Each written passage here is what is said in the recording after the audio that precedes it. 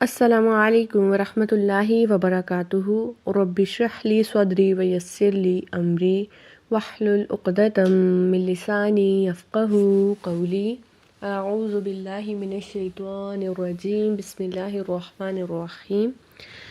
آج ہم حروف مستعلیہ کے بارے میں پڑھنے والے ہیں۔ پچھلے سبق میں ہم نے حروف تہجی کے بارے میں پڑھا تھا۔ الف سے لے کر یا تک سارے حروف 29 ہیں، ان کو حروف تہجی کہتے ہیں۔ جن میں سے 7 حروف ہمیشہ موٹے پڑھے جاتے ہیں، ان کو حروف مستعلیہ کہتے ہیں۔ مثال کے طور پر ایک پورا خاندان ہے۔ اب خاندان میں مختلف قسم کے لوگ ہوتے ہیں۔ خواتین اور مرد حضرات میں کچھ لوگ صحت مند ہوتے ہیں، کچھ موٹے ہوتے ہیں، کچھ لوگ کمزور اور دبلے پتلے ہوتے ہیں، کچھ لوگ درمیانی ہوتے ہیں، اسمارٹ سے نہ موٹے ہوتے ہیں نہ پتلے ہوتے ہیں۔ حروف تہجی کی مثال بھی اسی طرح سمجھیں۔ حروف تہجی بھی پورا ایک خاندان ہے۔ اس میں موٹے حروف بھی ہوتے ہیں، باریک حروف بھی ہوتے ہیں۔ کچھ حروف ہمیشہ باریک پڑھے جاتے ہیں اور کچھ ہمیشہ موٹے پڑھے جاتے ہیں۔ حروف مستعلیہ وہ حروف ہیں جن کو ہمیشہ موٹا پڑھتے ہیں، اور یہ 7 حروف ہیں۔ جیسے کہ ہم نے حروف تہجی کی پریکٹس کے ساتھ ساتھ ہی پڑھا تھا کہ کون کون سا حرف موٹا پڑھنا ہے، لیکن میں نے سوچا کہ میں اس کے اوپر ایک الگ سے ہی لیسن بنا دیتی ہوں تاکہ آپ لوگوں کا کنسیپٹ اور مزید کلیئر ہو جائے۔ تو سب سے پہلے ہم دیکھتے ہیں خا کو۔ خا ہم نے دیکھا تھا کہ اس کو موٹا پڑھتے ہیں، اور موٹا کرنے کے لیے ہم نے زبان کی جڑ کو اوپر کی طرف اٹھانا ہے اور آواز کو منہ کے اندر ہی رکھنا ہے۔ اسی طرح صاد، اور ساتھ ہی ساتھ ان کے مخرج کا بھی خیال رکھنا ہے۔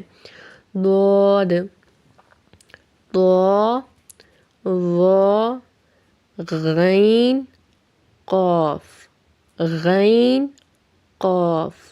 مخرج ہمیں اچھے طریقے سے آتے ہیں۔ خا کو ہم نے اوپر والے حصے سے ادا کرنا ہے گلے کے، صاد کو ہم نے اوپر اور نیچے کے دانتوں کو آپس میں ملانا ہے، اور زبان کی نوک کو ہم نے نیچے والے دانتوں کے سرے کے ساتھ لگانا ہے۔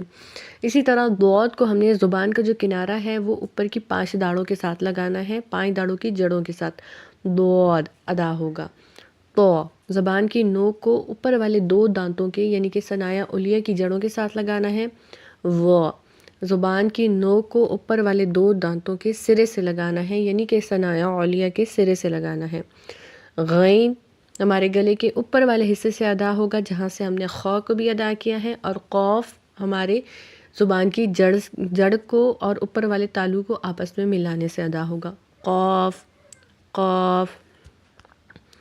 اب ان حروف کو آسانی سے یاد کرنے کے لیے ایک مجموعہ بنایا گیا ہے جو میں آپ کو بتاتی ہوں۔